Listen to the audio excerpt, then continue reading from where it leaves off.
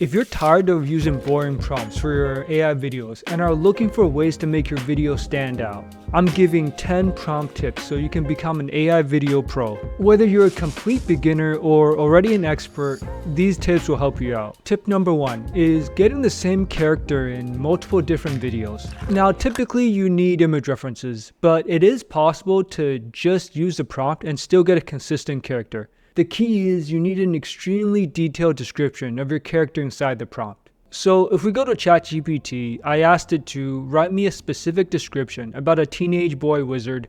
He's wearing a purple wizard hat and purple robes. The description includes a detailed description of his facial features, hair color, and clothing. ChatGPT gives me this super long essay, and I don't need that much. So I asked, make it shorter and more concise, only the important details. And we get a short paragraph description of the teenager. He's got freckles, green eyes, and brown hair, with his purple robe and silver symbols on it, a gray tunic, and a leather belt. This might look like a lot to you, but it is important for the clothing description to be detailed if you want the AI videos to look the same. So let's copy this paragraph and go to an AI video generator. I'm using Minimax for this example. The prompt format we'll use is a basic description of the character inside the scene, followed by the specific character details, which will be the same for all the prompts. And I'll start the prompt off with the picture animation of a teenage boy wizard inside a magical garden.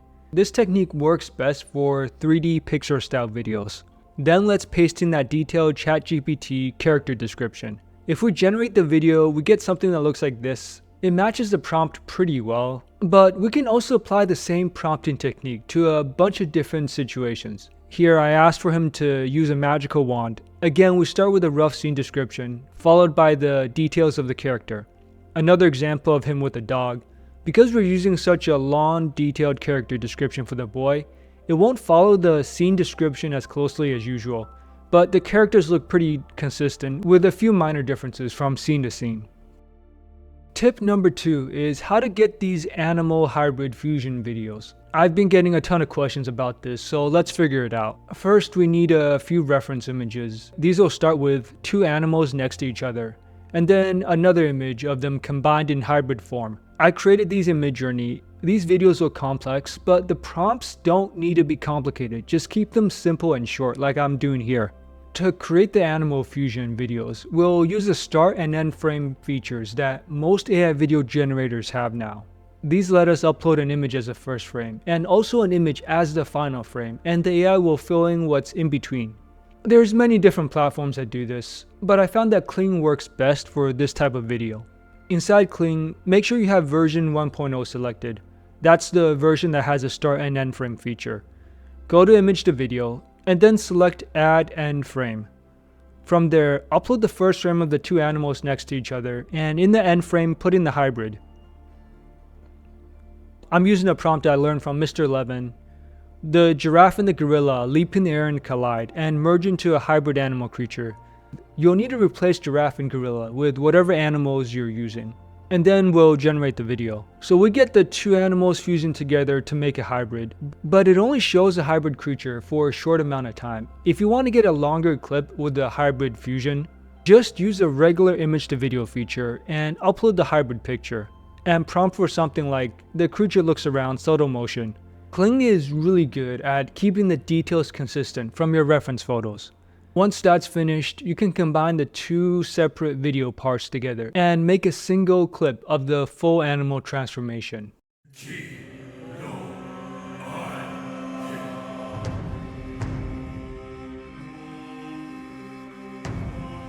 I made another example for a zebra and a Lamborghini fusing together. It is a little trickier to animate these creature and vehicle hybrids, and it takes a few more tries to make the merge look good. But overall, I'd say these turned out pretty well.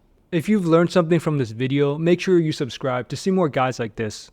Tip number 3 is getting creative visual effects using AI. But what's more interesting is adding in special effects that are supernatural. I found AI is especially good with animating fire, whether that's a human wielding it or just fire in the environment in general. Runway is a great choice to do these types of visual effects. But the reference images you use need to be photorealistic or else it won't work as well. You can create all sorts of effects like vehicles floating in the air or waves crashing into a city. Other platforms like Kling or Minimax also do a great job with fiery visual effects like these. This is the part where you can really experiment and get creative. Tip number 4 is animating super expressive facial expressions. Now, most people, including myself, use boring prompts like sad, happy, or angry. These do work, but to get the best expressions using AI, you can prompt for the specific motions of all the different facial features at the same time. I found this Reddit post with facial expression prompts that directs the motions of facial features like the eyes, nose, and lips. I'll put it in a pinned comment below, and thanks to Kaigani for sharing this. I tested these out in Minimax, which is the best video generator for following detailed prompts, and the results are amazing. The wide eyes part of the prompt for this smiling facial expression brings out so much more personality and makes the video feel intense. Here's one of Disgust, and the scrunched nose and raised upper lip really highlights emotion and how upset she is. Definitely give these prompts a try next time you want facial expressions. Tip number 5 is animating the color and contrast of your videos. This is a bit more advanced. A lot of video generators like Runway or Kling have a tendency to transform the colors from your reference photos and usually increase the color saturation while also adding strong contrast to your videos. Some people don't mind, but I want my videos to stay consistent with my reference photos. To fix this, adding phrases like muted colors, low contrast, or desaturated colors to the prompts. By giving specifics about the color and contrast of the video, we prevent the AI from distorting them. Notice how the colors stay consistent on the right, where I asked for desaturated pastel colors. Whereas on the left, the AI adds a lot more saturation and the video looks inconsistent. Here's an example from Kling. If I don't specify the colors on the left, the contrast increases a lot, while if I ask for muted colors on the right, we'll get a dimmer video without the contrast explosion. Tip number 6 is creating transformations for characters. Like this dog wearing a suit that transforms into a boy, and then we'll notice him getting older all of a sudden. And finally, the man suddenly warps back into a dog.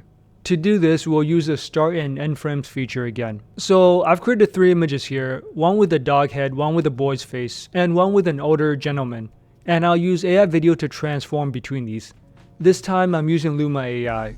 I found it works pretty well for these types of videos. So we'll use this image icon in the prompt to upload a picture of the dog. Then you'll see the ability to add an end frame, which is what the dog transforms into. Let's go ahead and attach that photo of the boy just like that. And then all we have to do is generate the video, and we get the dog suddenly warping into the boy. If you're a Harry Potter fan, this will remind you of the animagus. I didn't use a prompt for this, but using a prompt for the transformations actually does make a big difference. For the boy turning into the man, if we don't use a prompt, the transformation is a sudden shift in appearance. But I don't want that. I want the transformation to be more gradual. So I added a prompt of the young man grows older, and the aging effect is slower, which makes more sense visually. These transformations can be done with all sorts of different characters and are a lot of fun. But how did I make these images? Inside Midjourney, I got this picture of a dog sitting on a couch, and I'm using the editor in the right panel. I'll erase out the dog's head inside the image in order to change it to a man, and then change the prompt to a handsome young blonde man wearing a suit in a modern office.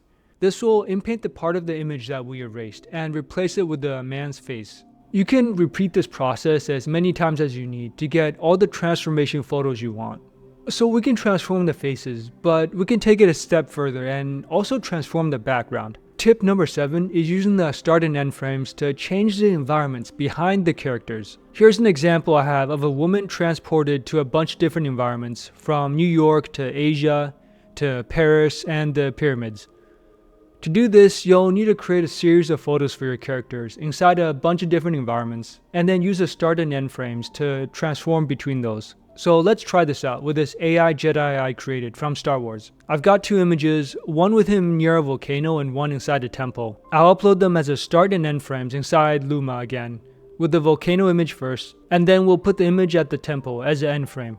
In the generated video, the Jedi gets transported from the burning volcano to a more peaceful scene. Now, when it comes to non-human characters, there will be some distortion, especially with the hands holding different things or doing different hand gestures, but it is a pretty cool way to animate your characters.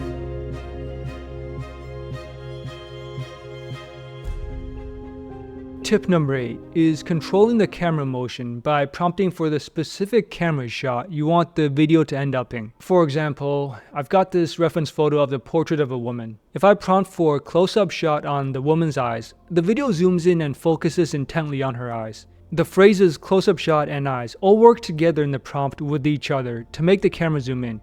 But instead, if I prompt for full body shot of a woman wearing a black lace dress, by asking for a full body shot and giving details of her clothing, it forces the video to zoom out.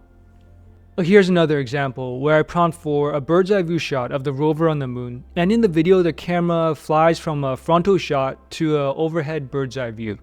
Asking for the specific camera shot is a powerful way to adding motion, but you can also give specific details of a subject the AI should move the camera towards, which is tip number 9. For example, I've got this reference photo of a statue's feet. Instead of just prompting for the camera to tilt up, I prompt for the camera to tilt up and reveal an ancient Roman statue wearing a toga, adding details of what the camera should be looking at after moving so we can create the camera motions. Think about what your camera is looking towards. For example, you're looking at a helicopter and then it pans down towards a group of military vehicles. Or you're walking up the stairs and the camera tilts up to look at a stone statue. We create these motions by commanding the AI on exactly what we want it to look at. Tip number 10 is creating these incredible ink illustration videos that start from a blank canvas and slowly animates the artwork being layered on top. These are really beautiful to look at. We start with a set of images like these ink illustrations. The more splotches and traces of visible ink the better. We need these to look like paintings. This time I'm using Runway. First, we'll drag and drop in one of the ink illustrations, and I'm actually gonna set it as the last frame of the video since we want to show the process of the image being created. I'll use this prompt I learned from Halim Al-Rasihi. I'll put it in the comment section. The key idea is we want to start from a blank paper and fill up the ink illustration with smooth brush strokes. With the prompt filled in, let's generate the video. It's pretty incredible to see these illustrations be brought to life, and you can combine a bunch of them together to put together nice looking animations. And this will work with a variety of different illustration styles. I also tried the same technique inside Lumen Labs and the results are pretty good. These tips I showed you can be applied to a wide variety of different AI videos. So if you're not sure which AI video generator for you is the best and want to learn the pros and cons of each one, go look at this comparison guide I made right here.